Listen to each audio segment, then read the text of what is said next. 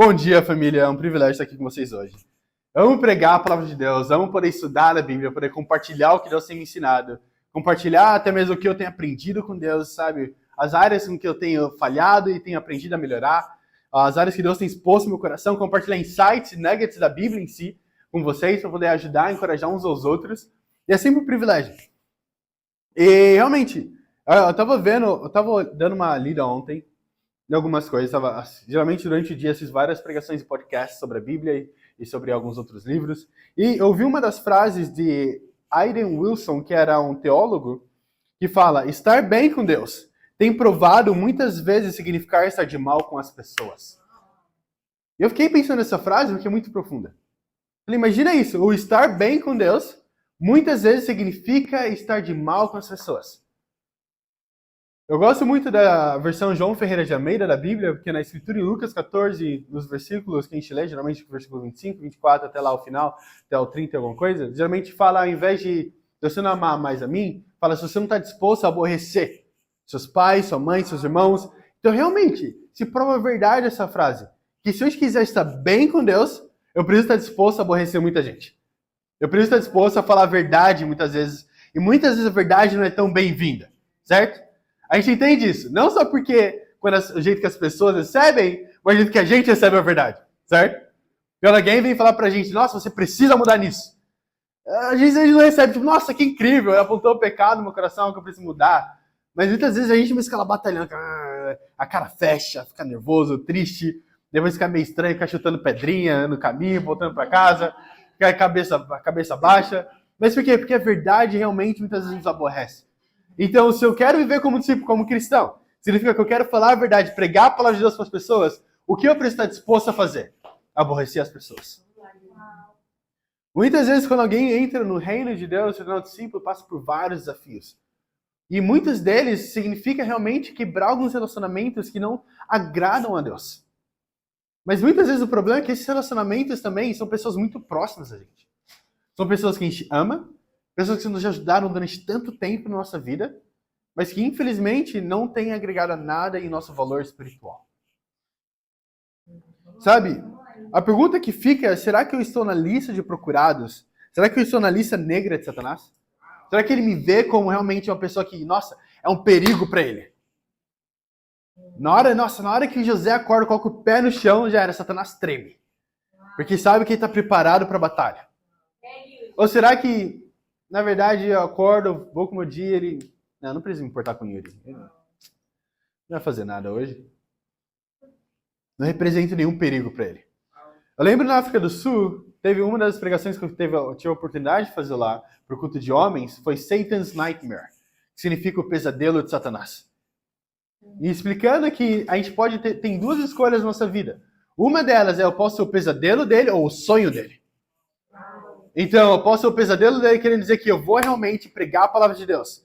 Não me importa o que vai acontecer na minha vida, não importa o que acontecer com as pessoas, não importa o quanto ele tentar me colocar para baixo, ainda assim eu vou continuar batalhando pelo nome de Deus. Ou eu posso ser o sonho dele, que é alguém que não batalha pelo evangelho. Um cristão morno. Alguém que não vive a vida como discípulo. Que não confessa os pecados, que não pede ajuda, que não admite seus erros. Alguém orgulhoso. E sabe, a Bíblia fala e deixa bem claro que a perseguição é algo necessário para a vida de um discípulo, certo? Em 2 Timóteo, capítulo 3, versículo 12, a Bíblia fala para todos aqueles que querem viver piedosamente em Cristo Jesus serão perseguidos.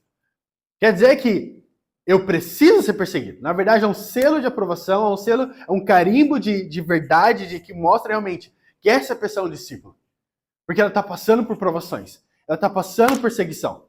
As pessoas não estão lá só de boa com elas. Na verdade, é algo que incomoda as pessoas. Ela vê, nossa, a Carol tá entrando de novo aqui no consultório. Caramba, ela fala daquele Deus dela. Tá vendo a Tânia entrando? Nossa, de novo a Tânia. Meu Deus do céu, pelo amor de Deus. Ela não para de falar do culto dela. Tá vendo a Samara de novo? Vai falar dos estudos bíblicos pra mim. Vai estudar a Bíblia. Por quê? Porque incomoda as pessoas. A gente vai ser perseguido. E isso é um relato óbvio. Vai acontecer. Isso mostra que você tem realmente pregado a palavra de Deus. A Bíblia fala várias vezes sobre como, na verdade, Jesus era tratado, certo? Falava que ele ia pregar a palavra de Deus, e ele fala uma frase bem icônica dele, que ele fala, vocês acham que eu vim para trazer paz? Eu vim para trazer divisão. Então, Jesus Cristo, ele entendia que quando a palavra de Deus era pregada, a Bíblia fala que as opiniões se dividiram.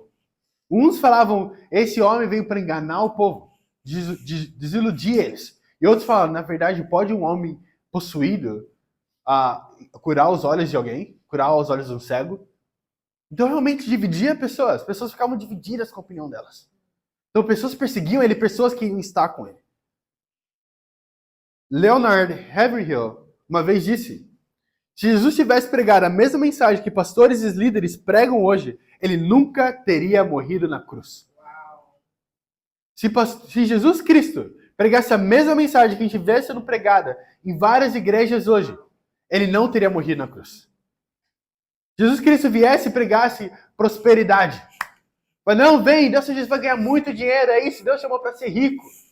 Ou então pregasse apenas sobre cura. Não, você veio aqui para receber a sua cura. Ou então apenas, não, aceita no seu coração, sinta algo legal no seu coração. Ou então apenas aquele gospel de autoajuda, certo? Para não dar, ao invés da Bíblia, só os exemplos. Jesus nunca teria morrido na cruz. Porque é, na verdade, a pregação sobre o que as pessoas querem ouvir. Eu cheguei à conclusão que eu prefiro que as pessoas me odeiem por conta do que eu tenho pregado, mas ainda assim dar uma chance a elas de serem salvas, do que ser amado pelas multidões e enviar multidões realmente à condenação. No capítulo que a gente vai para o capítulo 16 de Atos, a gente vai ler um pouco o capítulo de Atos hoje. Então, Atos é o livro de história da Bíblia, e é que nos ajuda bastante a entender como que a Bíblia realmente funcionava naquela época, como que a igreja, na verdade, se comportava lá no livro de Atos. E a gente vai ler o capítulo 16, mas para entender um pouco, no capítulo 15 de Atos, nós vemos Marcos e Barnabás voltando para Chipre. E Paulo começa a sua segunda viagem missionária. A Bíblia fala sobre 3 viagens missionárias de Paulo, certo? E aqui a gente vai olhar na segunda viagem missionária dele. E o título da pregação de hoje é O que está no seu coração? O que está no seu coração? Na profundeza do seu ser, no seu âmago. O que pode ser encontrado lá? Essa pregação foi baseada numa pregação que eu fiz na África do Sul, que o título era What's in your core? Basicamente seria o que está no seu âmago. Eu espero que essa parte 1 desse estudo, não vamos poder fazer tudo hoje. Na verdade, eu vi o quanto que eu tinha escrevido para outra pregação. Eu falei, caramba, como que eu escrevi tanta coisa assim? E não tem como fazer toda, então vamos dividir em 2 partes. Então a gente vai fazer a parte 1 hoje, e espero que esse estudo te ajude a mudar os nossos corações. Amém? Amém. Mas essa pergunta que eu tenho para você hoje, o que está dentro do seu coração? O que está no profundeza do seu coração, no seu âmago?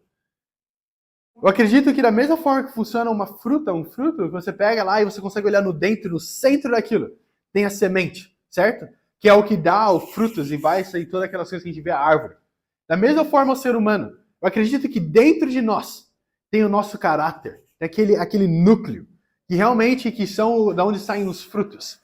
Então, se no seu núcleo, no seu coração, lá na profundeza do seu coração, no seu âmago, está realmente o Espírito Santo, a gente vai poder ter realmente os frutos do Espírito. Mas se no meu coração, o que eu tenho, na verdade, é discórdia, inveja, amargura, todos os pecados, impureza, imoralidade, tudo isso, o que vai sair daí? Quais vão ser os frutos que eu vou produzir? Se no meu coração não tem a missão de Cristo, meus atos não vão ser o mesmo. A Bíblia fala que Jesus veio para procurar e salvar o perdido. Se isso não está no meu coração, se essa não é a minha missão também aqui hoje, de fazer outros discípulos de todas as nações, o que está dentro do meu coração? O que tem me movido? Pelo que eu tenho vivido? Qual que é a minha motivação diária? O primeiro ponto de hoje é o plano de Deus é para o mundo inteiro, não apenas para você. Isso é importante entender. Porque muitas vezes a gente trabalha o nosso coração, certo? A gente trabalha a nossa própria vida espiritual, no meu relacionamento próprio com Deus. Mas a gente precisa entender que, da mesma forma que você luta pelo seu relacionamento com Deus, a pessoa sentada do seu lado agora mesmo também está lutando pelo dela. O que isso implica? Implica que o plano de Deus de salvar almas não é apenas para salvar a sua alma, mas para salvar o mundo inteiro. A Bíblia fala em João, fala que o sonho de Deus é que o mundo inteiro chegasse ao conhecimento da verdade. Esse é o sonho dele, a vontade dele. Mas ainda assim não vai ser a realidade, infelizmente. Porque a Bíblia também fala em Mateus 7 que o caminho é estreito, a porta é estreita. Vamos para Atos capítulo 16. Vamos aprender um pouco mais de Paulo dessa viagem missionária. Vamos ver o que tinha no coração dele. Atos 16, a gente vai ler o versículo 1. Então aqui, depois de ter pregado para várias igrejas, ter plantado muitas igrejas, a gente vê isso no capítulo 14 e 15, principalmente a igreja de Antioquia, a gente vê agora que ele passa pelas igrejas pedindo feedback do que tem acontecido, de como eles estão, certo? E a gente vai ler isso agora, do versículo 1 ao versículo 5. Fala assim: chegou a Derbe e depois a Listra, onde vivia um discípulo chamado Timóteo. Sua mãe era uma judia convertida e seu pai era grego. Os irmãos de Listra e Icônio davam bom testemunho dele. Paulo, querendo levá-lo na viagem, circuncidou por causa dos judeus que viviam naquela região, pois todos sabiam que seu pai era grego. Nas cidades por onde passavam, transmitiam as decisões tomadas pelos apóstolos e presbíteros em Jerusalém, para que fossem obedecidas. Assim, as igrejas eram fortalecidas na fé e cresciam em número a cada dia. Olha que incrível. Imagina isso, Paulo vai plantar essas igrejas, levanta elas e vai para outra viagem missionária. E aí, quando ele volta para Icônio, para Antioquia, para todos aqueles lugares, ele começa a passar por elas. E a Bíblia fala que quando ele chega nessa igreja, que eles estavam crescendo não apenas em fé, mas também em números. Isso é interessante, mas fala também o porquê. Eu acredito também que, da mesma forma, haverá um dia que não vão ser apenas batismos no domingo. Ou então não batiza apenas a cada semana, por semana, mas batismos diários. Imaginem segunda-feira alguém sendo batizado, chegando ao conhecimento da verdade. Terça-feira, tá lá o Monias postando a foto no grupo. Estamos calculando o custo com mais um para entrar realmente fazer parte do nosso grupo. Imagina na quarta-feira, aí tá lá o Damião mandando a mensagem, não, mais um também pro grupo. Imagina Samara, o Mussa, todos eles postando e mostrando cada dia batismos diários. E essa era a realidade onde a igreja chegou. Mas como que eles chegaram nesse ponto? Como que eles chegaram no ponto de realmente estarem, no ponto de ter realmente a igreja não crescer apenas em fé e conhecimento da palavra de Deus, mas também em números? Olha que incrível. A Bíblia fala o porquê que isso aconteceu. Logo após ele passar de igreja em igreja, ele fala que ele estava fazendo uma missão específica que ele estava fazendo lá. Fala que ele estava lá dando as direções de que estava sendo passado em Jerusalém. E fala que depois de que eles obedeceram todas as direções dadas, eles cresceram em números e em fé. O que isso mostra? A união deles na liderança, a união deles dentro da igreja. Realmente a obediência, a humildade deles foi o que fez a igreja crescer. Eu realmente acredito que apenas quando eles foram humildes o suficiente, Deus abençoou com números. Quando viu a humildade do coração deles. Eu acredito que Deus não daria o número para eles se a igreja não estivesse humilde.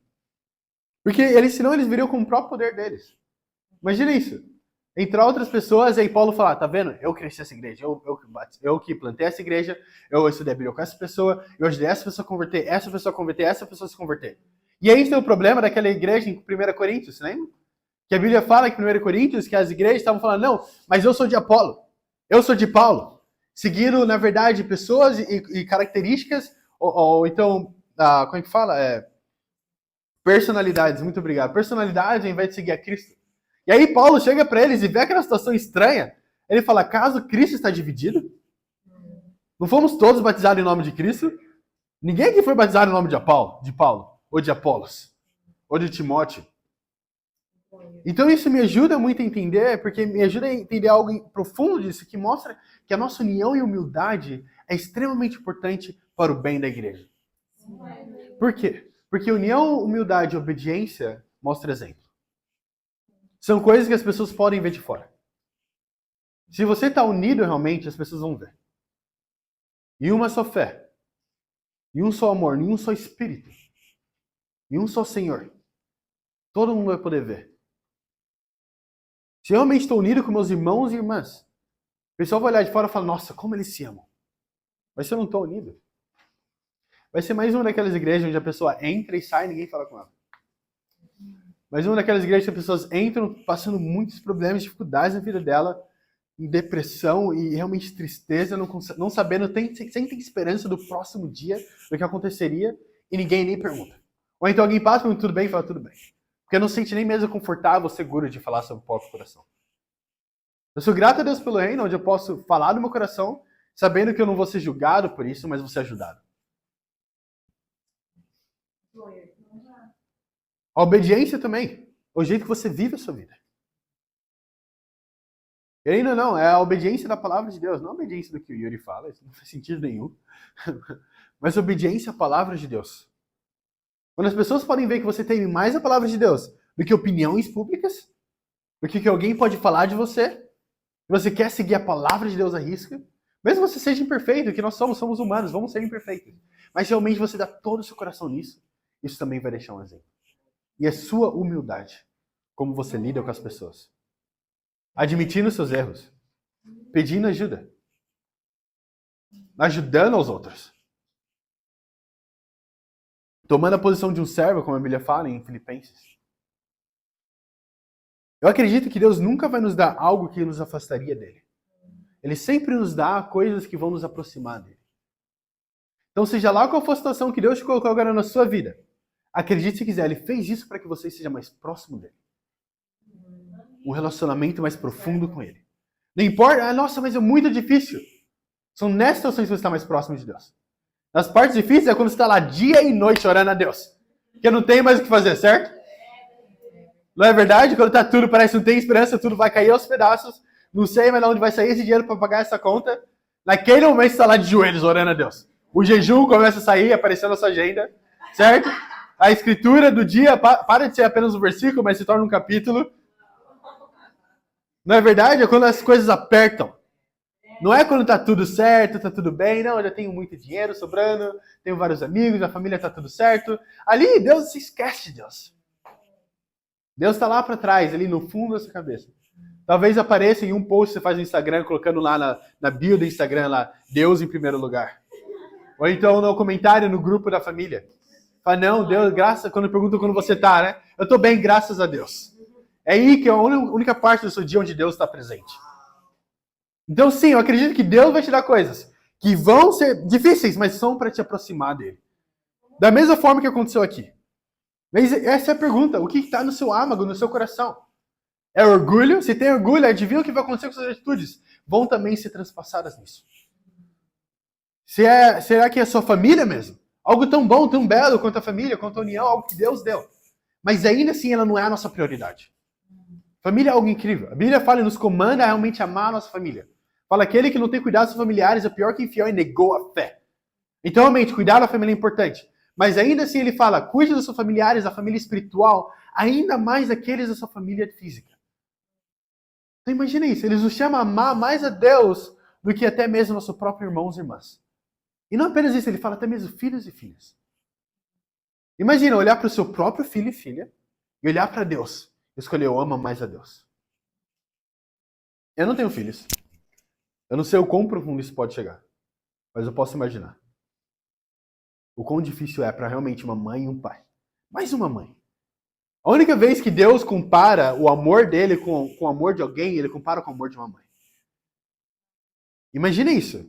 E ainda assim, ele fala, ainda que a mãe se esqueça do seu filho, ainda se amamentar, eu, o seu Deus, não esquecerei. Então, realmente, o que está no nosso coração realmente importa. Por mais nobre que a causa possa parecer. Se realmente no meu âmago, no meu coração, não é a missão de realmente ir para o mundo inteiro e pregar a palavra de Deus, fazer outros discípulos, trazer outras pessoas ao conhecimento da verdade, o mundo, realmente nossa vida como discípulo vai começar a cair aos pedaços. Porque, sabe o que eu estava pensando? Eu pensei que, por que Deus nos chama a focar tanto lá de fora, ao invés de focar dentro? Não focar só em mim mesmo, Yuri. Porque se eu foco só no Yuri, eu vou começar a ver o quão terrível o Yuri é. Nossa, Yuri é orgulhoso, Yuri é egoísta, Yuri tem pensamentos impuros, Yuri não quer fazer as coisas, Yuri é preguiçoso. Ele quer ficar dormindo, deitado o dia inteiro. E se eu fico focado nesse Yuri, eu vou ficar realmente dentro do meu quarto, no canto, chorando. Você vai abrir a porta, vai lá, tá tudo escuro, talvez com uma luzinha assim no canto. Eu vou estar lá sentado, me abraçando, chorando lá sozinho. Porque eu tô focado no Yuri. Agora, se eu tô focado em ajudar outras pessoas diariamente, tô focado em realmente ajudar a criar, realmente bordar, realmente encrustar a característica de Cristo no coração das pessoas. Realmente não vou ter tempo para ficar pensando nos problemas do Yuri. Não vou nem ter tempo para voltar no meu pecado. Eu tô ocupado no estudo bíblico. Eu tô ocupado tendo meu devocional de manhã. Eu estou ocupado aprendendo mais de Deus. Estou ocupado falando com os irmãos e as irmãs. Então eu não vou ter tempo e nem espaço para o pecado. Por incrível que pareça, eu amo muito música. Apesar de não ser o melhor cantor do mundo ou o melhor músico. E eu vou falar uma frase aqui que é do Elvis Presley. Né? E apesar dele ser um cara meio aleatório, ainda assim ele falou uma frase que é muito interessante. Ele fala, os valores são como impressões digitais. Ninguém é igual, mas você as deixa em tudo que você faz. Os seus valores vão ser deixados em tudo que você faz. A sua prioridade vai ser deixada em tudo que você faz, em cada ação que você toma durante o dia. Então eu acredito que tudo que você fizer, o seu âmago, o seu coração, o que está lá no fundo vai ser exposto. Se a minha prioridade é buscar o reino de Deus em primeiro lugar, realmente vai ser exposto nas minhas ações. Vai ser exposto no momento que eu acordo e vou lá para o meu celular. No momento que eu acordo, eu começo a pensar nas dívidas que eu tenho que pagar. Qual é a primeira coisa que vem para minha cabeça? Tem uma música em inglês que eu amo ela, e fala, I woke up this morning with my mind set on Jesus. Eu acordei essa manhã com a minha mente fixada em Jesus Cristo. E é incrível, eu amo cantar ela, mas a verdade é que muitas vezes eu não acordo com a minha mente fixada em Jesus. Como discípulo, não antes de um discípulo, na minha vida, antes de ser batizado, não, como discípulo. Muitas vezes eu acordo e fico tomado pelas preocupações do dia a dia. Pelas preocupações, não, mas tem que estudar a Bíblia com essa pessoa. E tem esse irmão que precisa dessa ajuda. E tem que tomar conta da finanças da igreja. Tem que tomar conta da minha família no Brasil, que está lá atrás. Então tem que tomar conta também da minha própria vida. Tem que tomar conta dos relacionamentos entre a igreja. E as irmãs, os irmãos, e acaba esquecendo novamente que realmente o que é mais importante. Já ouviram falar de como a comida da avó é a melhor? Porque ela cozinha com amor e carinho? Já viram isso? É sério? Fala, não, a comida da avó sempre é melhor, a da mãe é sempre melhor, porque ela cozinha com muito amor e carinho. E eu fiquei pensando, isso é verdade, porque minha avó, eu não sei a avó de vocês, mas a minha avó é a melhor cozinheira do mundo. E eu confio, não importa quem você é, se você é uma avó, eu acredito que você pode cozinhar muito bem. Eu não sei o que acontece, parece que vira a chavinha. Se você não sabia cozinhar, sua filha, teve uma filha, já era. Do nada você aprendeu. Mas essa é a realidade. Mas o porquê que é isso? Porque da mesma forma como os nossos valores são deixados como impressões digitais, também, se eu estou fazendo as coisas com amor e carinho, realmente, que é o que eu tenho no meu coração, isso também vai ser impresso em outras coisas. Então a comida, que são meus atos, ficariam melhores. Então quando eu vou falar com alguém, ter uma interação com alguém, isso vai estar cheio de amor pela essa pessoa. Porque é o que eu tenho no meu coração. Se eu vou falar com alguém, minha prioridade é buscar o reino em primeiro lugar, isso vai transmitir para essa pessoa, porque é o que está dentro do meu coração. É minha impressão digital, não tem como mudar. É algo específico meu. É algo que está no meu caráter. Mas se isso também não é a verdade, vai ser exposto. O gosto vai estar azedo. Talvez a comida vai sair muito salgada. Ou então vai estar fria e era para ser algo quente, uma sopa. Isso é transmitido. E essa é a realidade. Quando você faz algo sem vontade, você vai fazer mal feito. Sabe, Paulo conhece Timóteo, e ele chega para Timóteo, depois de alguns encontros. Ele fala que encontrou um discípulo chamado Timóteo, onde a mãe era uma discípula convertida ao judaísmo e o pai era um grego. E aí é interessante, porque quando ele chega para falar com Timóteo, a primeira interação deles, ele fala, Timóteo, eu quero que você viaje comigo, e você precisa ser circuncidado. Agora imagina isso. Na primeira interação para os homens. Imagina isso, chegar para você nos estudos bíblicos e falar, olha, você precisa ser circuncidado. A gente vai pregar, na verdade, no estado onde tem muita pessoa judeu, então para eles te aceitarem melhor, precisa que você seja circuncidado. E eu vou se perguntar, mas é questão de salvação? Não vai fazer você ser mais salvo ou menos salvo. Apenas para ser mais efetivo. E Timóteo, ele segue as ordens e realmente ele é circuncidado. Sem mudar nada no relacionamento dele com Deus. Apenas pelo bem de outras pessoas que poderiam ouvir o evangelho. E sabe, quando Paulo faz isso, ele faz isso para poder ajudar Timóteo, mas não apenas isso, ele chama Timóteo para andar com ele. Então, como que é o método de treinamento para formar Cristo, o caráter de Cristo nas pessoas? Quando Paulo fala que realmente são dores de parto para Cristo ser formado no coração das pessoas. É para chamar elas a andar com ele. Agora, esse é o método da Bíblia. Mas amém. Talvez você tenha uma metodologia melhor. Talvez você tenha uma metodologia melhor do que da Bíblia, do que imitar alguém e ser humilde e querer aprender. É por isso que a gente chama as pessoas a estudarem a Bíblia e estar com a gente. Porque mesmo que você passe conhecimento, se ela não vê você praticando aquilo, é muito difícil alguém seguir. Eu posso ensinar a falar aqui o dia inteiro, mas se você olhar minha vida depois, eu tô lá voltando, vivendo em pecado, tudo que eu falei agora não vai ter nenhuma importância. Vai ser tudo jogado no lixo. Não vai ter nenhuma credibilidade.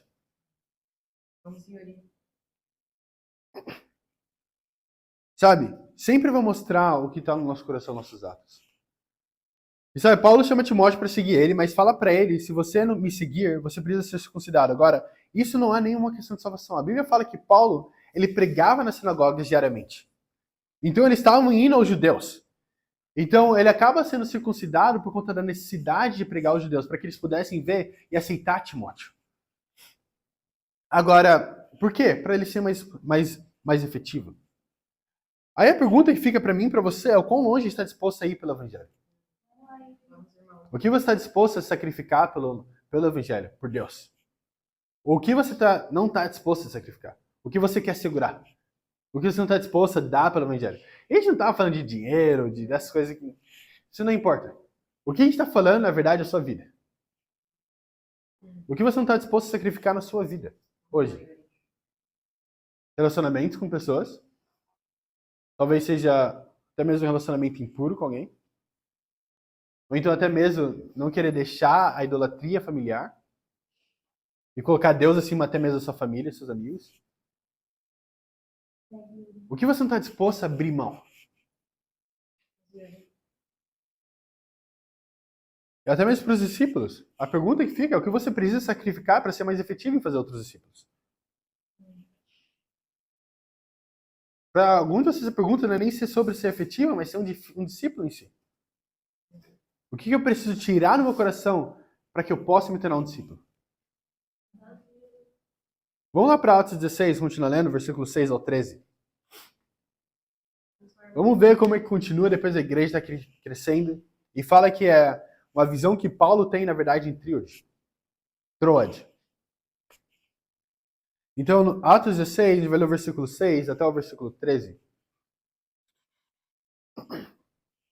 E a Bíblia fala assim: Paulo e seus companheiros viajaram pela região da Frígia e da Galácia, tendo sido impedidos pelo Espírito Santo de pregar a palavra na província da Ásia. Quando chegaram à fronteira de Mícia, tentaram entrar na Bitínia, mas o Espírito de Jesus os impediu. Então contornaram a Mícia e desceram a Troade. Durante a noite, Paulo teve uma visão, na qual um homem da Macedônia estava em pé e lhe suplicava: passe a Macedônia e ajude-nos. Depois que Paulo teve essa visão, preparando-nos imediatamente para partir para a Macedônia, concluindo que Deus nos tinha chamado para lhes pregar o evangelho. Portanto, de Troade, navegamos diretamente para Simotrácia, e no dia seguinte, para Neápolis. Dali partimos para Filipos e na Macedônia, que é a colônia romana, e a principal cidade daquele distrito. Ali ficamos vários dias. No sábado, saímos da cidade e fomos para a beira do rio, onde esperávamos encontrar um lugar de oração. Sentamos e começamos a conversar com as mulheres que haviam se reunido ali. Olha isso. O que impediram eles de pregar o evangelho? O que foi que segurou eles para não pregar o evangelho naquele momento?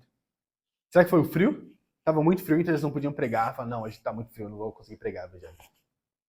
Será que foi a família deles? Falou, não, minha mãe falou para ele ficar em casa hoje, para descansar um pouco, ajudar ela a limpar a casa, então não vou poder pregar o evangelho. Será que foi o trabalho? Não, eu quero fazer um pouco de umas horas extras para ganhar um pouco mais de dinheiro, então eu não posso pregar o evangelho. Será que foi, eu estou um pouco cansado hoje, então eu não vou pregar o evangelho. Fala que o Espírito de Deus impediu com que eles pregassem o evangelho lá.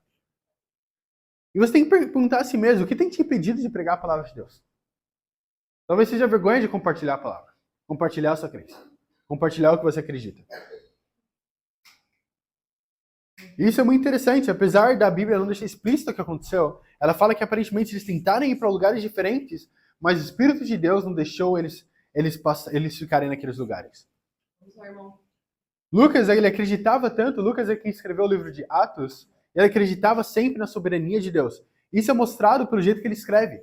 Várias vezes, quando eles estão indo para lugares diferentes, eles falam, olha, o Espírito Santo de Deus nos moveu para essa cidade. O Espírito de Deus não deixou que a gente entrasse nessa cidade. O Espírito de Deus fez que a gente fizesse isso. Então ele estava sempre sendo movido pelo Espírito. E todas as vezes que algo tipo acontecia, ele via como o Espírito Santo guiando eles. E muitas vezes a gente pode lutar com a amargura no nosso coração porque a gente não quer aceitar a soberania de Deus. Acreditar que Deus é soberano. É poder ver realmente que, seja lá o que acontecer, seja bom ou ruim, Deus fez acontecer ou ele permitiu que acontecesse. Por quê? Porque ele é soberano. Sabe, eu costumava dizer que quando eu estou ansioso, fazendo um monte de coisas, ao mesmo tempo, quando eu estou me sentindo sobrecarregado, ou até mesmo se alguém chegasse e me perguntasse, eu ia falar, eu estou na luta. Mas eu acredito que agora é hora de parar de estar na luta e começar a estar rendido aos planos de Deus. A gente luta contra as palavras, contra a palavra de Deus, contra as coisas que a gente precisa fazer, contra desafios, quando na verdade a gente precisa se render a Deus. A nossa luta deveria ser contra o pecado, não contra a vontade de Deus. Não contra os irmãos e as irmãs. Não contra o meu chefe no trabalho. Não contra o professor na faculdade. Mas contra o pecado. O que você tem lutado contra ultimamente? Será que é a pessoa que tem estudado a Bíblia? Será que é contra a sua família? Contra a faculdade, porque tem muitos trabalhos? Ou no trabalho, porque tem alguém que não te respeita muito bem? Ou você tem lutado contra o pecado? Olha isso.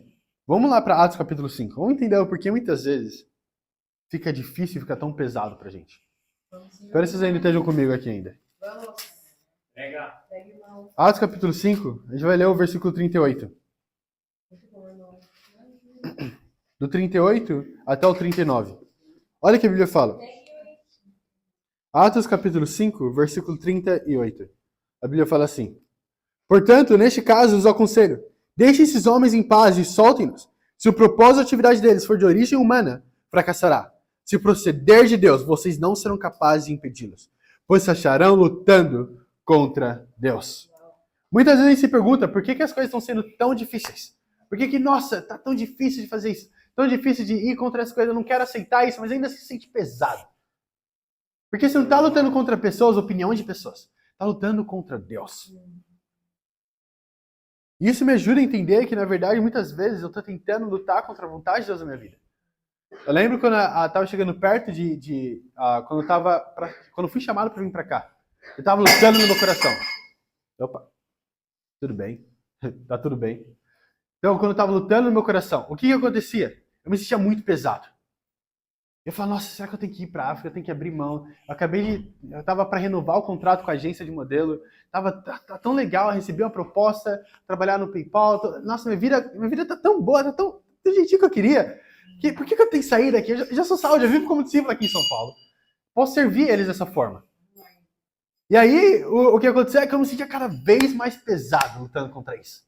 Lutando contra o fato que eu teria que vir para cá. E aí, finalmente, eu me rendi. Falei, ok, eu vou vir para a África. Eu vou estar aqui na África do Sul. Depois vou ir para Moçambique. E ficou bem mais leve. Porque a verdade, eu não estava lutando contra o pedido de alguém. Não estava lutando contra alguém falando comigo. Não. Contra a vontade de Deus. Agora, vir para cá me fez mais salvo? Ou mais perto do céu? Não. Não, eu não sou 3/4 mais salvo do que alguém. O mesmo tanto salvo que eu estava no Brasil, eu tô agora. E essa é a realidade. Deus nos chama a sacrificar e seguir realmente a vontade dele, porque ele quer para o nosso próprio bem. Porque agora eu posso entender que eu precisava disso. Eu precisava do sofrimento, realmente dos problemas, das coisas que aconteceriam, das tribulações que acontecem, enquanto eu estou aqui para poder moldar meu coração, para estar mais próximo de Deus. O segundo e último ponto de hoje. Os planos de Deus é de alcançar todos os tipos de pessoas. Então não é apenas um tipo de pessoa. Não acredito que Deus veio para salvar apenas moçambicanos, ou apenas brasileiros, ou apenas sul-africanos, apenas brancos ou negros, ou xangã, ou então Zulu, ou seja lá qual for outras línguas ou tribos. O plano de Deus é para o mundo inteiro. Vamos para Atos capítulo 16. Vamos voltar para Atos 16, amém? Então em Atos 16 a gente vai ler o versículo 13.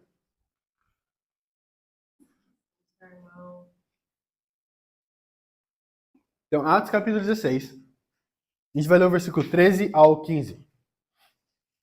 Olha o que a Bíblia fala. No sábado, saímos da cidade e fomos para a beira do rio, onde esperávamos encontrar um lugar de oração. Sentamos-nos reunidos ali.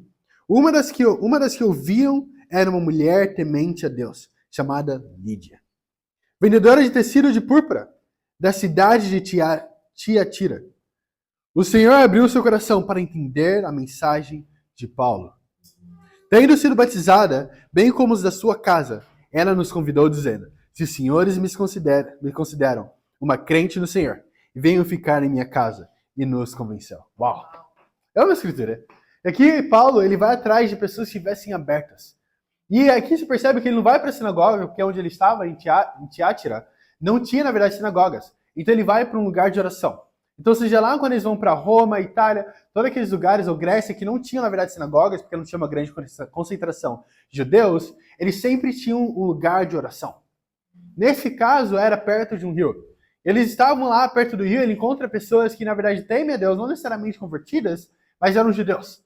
Então, seriam pessoas religiosas, que acreditam em Deus, mas não conhecem ainda a verdade. Então, ela acreditava em Deus, nossa, eu acredito em Deus, temente a Deus.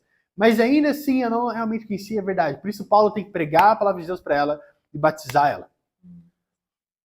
E aí, ele prega para ela e fala todas essas coisas, mas aproveitando o máximo de cada oportunidade. Ele é essa mulher que está com o coração aberto. Agora, quem abriu o coração da Lídia? Foi Paulo que abriu? Foi o que Paulo falou tão bem, ele falou, nossa, foi com umas palavras interessantes, usou aquelas palavras grandes, sabe, perpendicular, aquelas palavras bem longas, e ela falou, nossa, que incrível! Ele fala com umas palavras muito legais, então quero me converter, eu vou dar minha vida a Jesus Cristo, e eu vou viver com Cristo. Foi Deus. A Bíblia fala que Deus abriu o coração dela. Então, o nosso arrependimento, achar pessoas realmente que querem se arrepender, não é a nossa habilidade. Não é o quão bem você fala, ou as palavras certas a serem faladas, mas é Deus que abre o coração. Isso me ajuda muito. Porque o que pode acontecer, muitas vezes, é que por conta da nossa experiência ou talentos, a gente pensa que a gente pode converter ou mudar o coração de alguém, quando isso não é a realidade da Bíblia. Não é eu que faço esse trabalho de converter alguém. Talvez pensar que nas nossas coisas comuns vão mover o coração dessas pessoas. Mas Jesus não tinha nada em comum com as pessoas quando ele veio para cá. Na verdade, ninguém queria nem mesmo se relacionar com Jesus Cristo. A Bíblia fala que nele não tinha beleza alguma para que alguém o seguisse. Então não foi nem a aparência física dele. Na verdade, ele estava lá moldando o coração deles porque Deus abriu o coração deles. A Bíblia fala em Ezequiel algo muito incrível, que fala que ele dará um novo coração para a gente. Vai tirar o coração de pedra e dar um coração de carne. Então é Deus que faz essa troca, não somos nós que fazemos, é Deus que faz isso. Sabe, essa mulher, em Atos capítulo 16, Lídia, era alguém muito influente, por conta do tecido que ela estava lidando. Então era um tecido de púrpura e tudo mais, essas coisas, era um tecido que poderia ser apenas comprado por pessoas ricas. Então ela seria, muito provavelmente, como uma Tânia e uma Carol. Seriam as pessoas proeminentes. Pessoas de influência, como a Tânia, que não consegue dar 10 passos separada na rua. Mas essa é a verdade. Então, foi lá, ele convenceu ela, e a gente pode ver o quão influente era ela, porque ela trouxe não apenas ela mesma, mas trouxe a família dela para dentro do reino. E a mesma coisa aconteceu com quem? Com a nossa querida vendedora de púrpura da igreja, Carol. Então ela foi convencida, Deus trocou o coração dela. E aí ela foi tão influente que trouxe a irmã dela ao reino também. Entende? Então, isso que acontece, e essa é a realidade. E sabe o que é mais incrível, que me impacta muito? É que logo depois disso, dela ser batizada, o que ela faz? Ela convida os discípulos para comer na casa dela. Eu falei, isso é uma discípula. Isso é um cristão de verdade que dá comida aos outros. E ela, na verdade, não apenas convida, ela força Paulo. Ela fala, se você me considera uma cristã, uma discípula, você vai vir comer na minha casa. E porque isso é muito interessante, porque na verdade comer na casa de alguém mostra comunhão e amizade com essa pessoa. Mostrava proximidade, na verdade. Naquela época era algo muito importante. Então se eu estou comendo dentro dessa casa, era realmente um sinal de proximidade muito grande. Então como eles eram pessoas que eram proeminentes em outro lugar, provavelmente eles tiveram que fazer várias coisas que eles não se agradavam muito. Provavelmente eram pessoas excluídas, ainda mais judeus. Dentro de Roma eram pessoas excluídas. Então as pessoas não queriam ser vistas com elas. Aí Paulo chega, e Timóteo, o pai era grego, então era alguém proeminente. Paulo, nossa, com todo o passado dele que ele tinha, também tinha a cidadania dele romana. Então, as pessoas olhavam para Paulo e para Timóteo e falavam, nossa, que incrível, pessoas proeminentes. Então, eu não acho que ele vai querer estar comigo. Eu sou uma pessoa reclusa da cidade. Sabe? Eu tenho dinheiro aqui, mas eu sou uma ideia. Não sou ninguém. Eu só vendo tecidos. Tenho esse dinheiro, tenho minha família. E aí ela fala, ok, mas será que agora tem essa divisão? Porque é Paulo, né? Então, eu não posso estar próximo dele. Ele é um apóstolo. Aí ela vai lá e fala, quer saber? Eu vou chamar ele para comer na minha casa. Então, se você é realmente um cristão, você vai comer na minha casa comigo. E chama e mostra, eles comem junto e tem um tempo incrível. Isso é incrível poder ver, que na verdade não tem separação. Enquanto a gente vive num mundo onde as pessoas fazem a separação e reclusão, na África do Sul a gente viu isso de uma forma tão explícita. Onde tem igreja para pessoas brancas, igreja para pessoas asiáticas, igreja para pessoas negras que falam Zulu, igreja para pessoas que falam Xhosa, igreja para pessoas que falam disso Eswatini, e são separadas em cada uma dessas tribos. E a mesma coisa não muda, isso é mostrado em lugares diferentes. Até mesmo aqui, tem igreja para pessoas portuguesas apenas, igreja para pessoas moçambicanas, igreja para pessoas que vão pregar apenas em Xangã, outros vão pregar apenas em português, querendo causar essa divisão. E agora a gente precisa ver aqui na Bíblia que realmente o Evangelho, o plano de Deus é para o mundo inteiro. Bem-vindos. Isso me ajuda. Então vamos lá para Atos, capítulo 16, do versículo 22. Olha isso. Depois de tudo isso, Paulo, Barnabé, são incríveis, fazendo todas aquelas coisas, pregando a palavra de Deus. E é incrível, realmente muito inspirador, certo? Então você pensa, nossa, eles pregaram a palavra de Deus, então Deus vai abençoar eles, né? Vai dar algo incrível para eles, vai dar um tempo de descanso, eles vão ser animados e eles vão poder trabalhar juntos, e é isso. Mas olha o que acontece no versículo 22. Como Deus recompensa o trabalho duro deles. Versículo 22 até o 30 a gente vai ler, então é uma leitura um pouco mais longa. Olha o que a Bíblia fala. Logo depois de Paulo e Silas pregarem a palavra de Deus, a Bíblia fala que a multidão juntou-se contra Paulo e Silas, e os magistrados ordenaram que se lhes tirassem as roupas e fossem açoitados. Depois de serem severamente açoitados, foram lançados na prisão. O carcereiro recebeu instrução para vigiá-los com cuidado. Tendo recebido tais ordens, ele os lançou no cárcere interior. Ele os prendeu os pés no tronco. Por volta da meia-noite, Paulo e Silas estavam orando e cantando hinos a Deus. Os outros presos os ouviam. De repente, houve um terremoto tão violento que os alicerces da prisão foram abalados. Imediatamente, todas as portas se abriram e as correntes de todas se soltaram. Versículo 27. O carcereiro acordou. Ele estava dormindo, estava cansado. E vendo abertas as portas da prisão, desembanhou a sua espada para se matar, porque pensava que os presos tivessem fugido. Mas Paulo gritou, não faça isso, estamos todos aqui. O carcereiro pediu luz, entrou correndo e trêmulo prostrou-se diante de Paulo e Silas. Então levou-os para fora e perguntou, senhores, que devo fazer para ser salvo? Uau! Olha isso que acontece. Então esse carcereiro, as pessoas que estão lá depois de Paulo pregar para elas ficam nervosas com Paulo e Silas e açoitam elas, batem nelas e lançam elas na prisão. Isso é incrível, porque a gente coloca vendo tudo isso e fala, caramba, imagina como eu responderia. Depois de ter pregado a palavra de Deus, converti a Lídia e a família dela, então pensar que agora Deus vai me dar um descanso. Mas vou lá e sou lançado à prisão. E eles apanham e ficam tudo isso, eles vão lá e eles estão dentro da prisão, e aí eles ficam amargurados e tristes, porque agora estou na prisão, minha vida é difícil, eu acabei de apanhar, minha vida é terrível, nada está dando certo na minha vida. Na verdade, fala que eles oraram e cantaram dentro da prisão. Imagina isso, está lá dentro da prisão, e fala que os pés estavam amarrados ao torso deles. Imagina que posição desconfortável. Eles estão lá cantando, glória, glória, aleluia, todo peso já deixei. E ele fala que não apenas Paulo e Silas estavam cantando, fala que os prisioneiros estavam todo mundo cantando junto, então eles começaram a entusiasmar um ao outro. Fala, todo mundo começa a cantar junto. A prisão inteira, todo mundo preso lá assim, as pessoas desconfortáveis, todo mundo cantando e orando a Deus, e tendo um culto dentro da prisão. Eu fiquei pensando, caramba, que situação mais maluca é essa que Paulo e Silas estão? Depois de pregar a palavra de Deus para eles, para as pessoas, lançarem nas prisões, não vou parar de pregar a palavra, vou pregar até mesmo aqui dentro. Continuo pregando em Deus, faz milagre acontecer.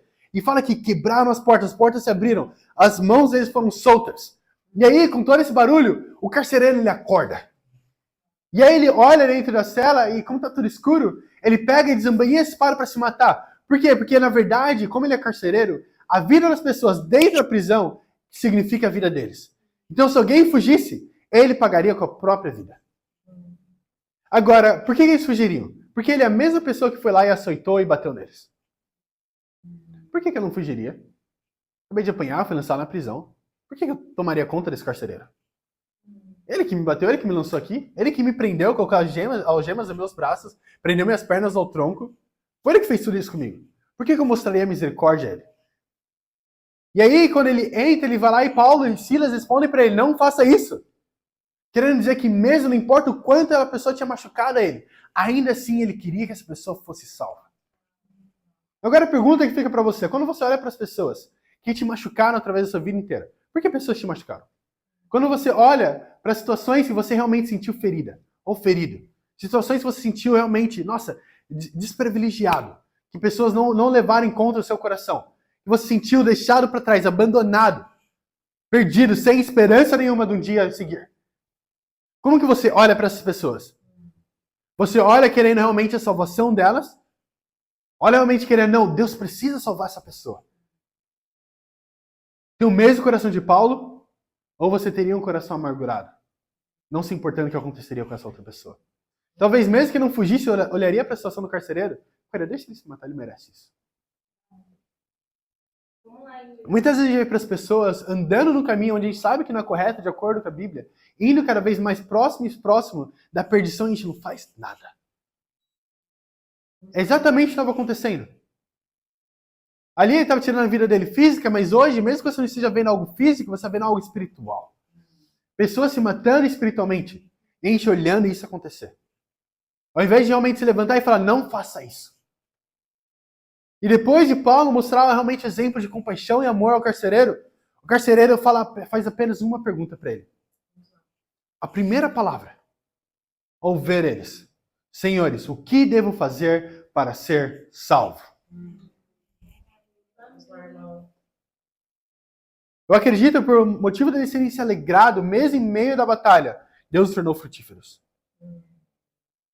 Eu acredito que a falta de fé e a falta de alegria em Deus pode atrapalhar Deus te usar.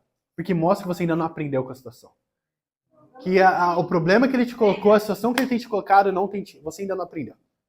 E sabe, desde que eu cheguei aqui, Deus tem me colocado por poucas e boas. Coisas aleatórias acontecendo, como perdendo o passaporte. Então, ficar doente de umas doenças aleatórias. Nesses dias, na verdade, última semana, eu fui jogar vôlei com o Monias.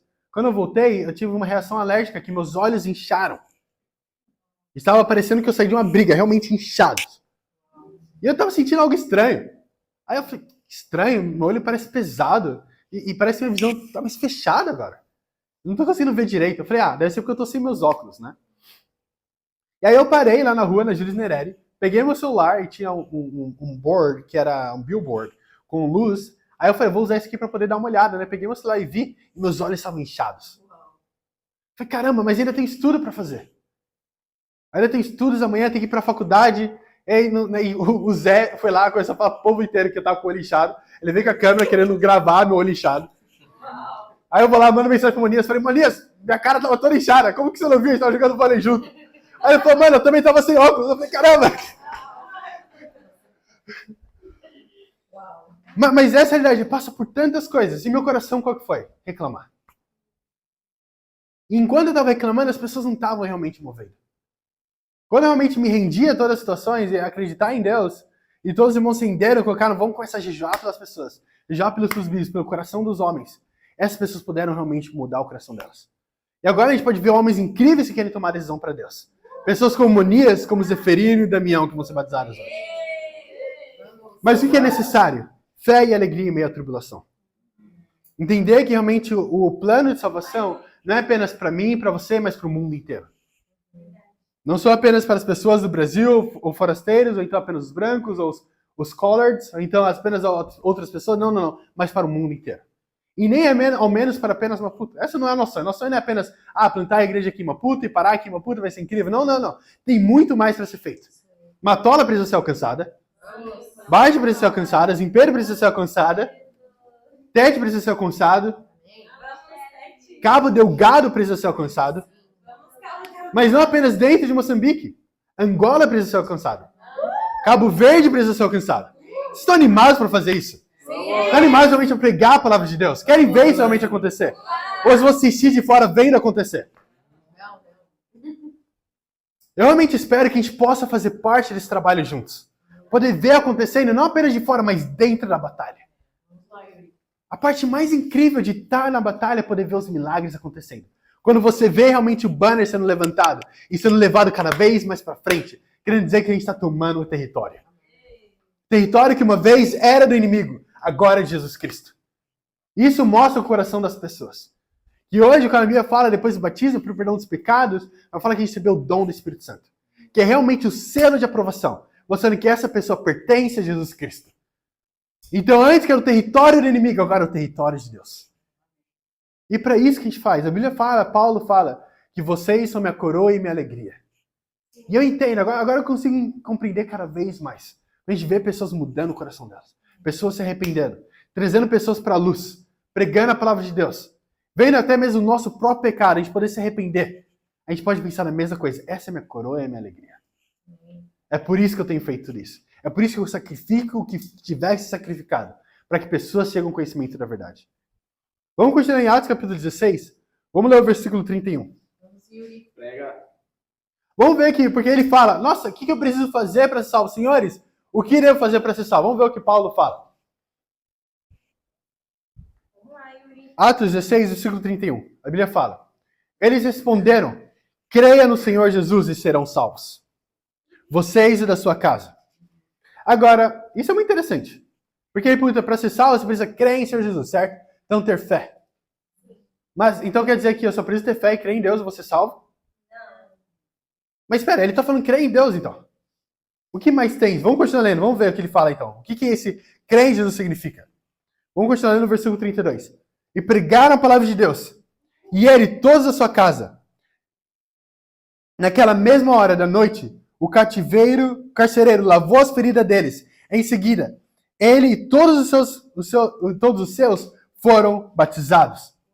Então os levou para sua casa, serviu-lhes uma refeição com todos da sua casa. Da sua casa alegrou-se muito por haver crido em Deus.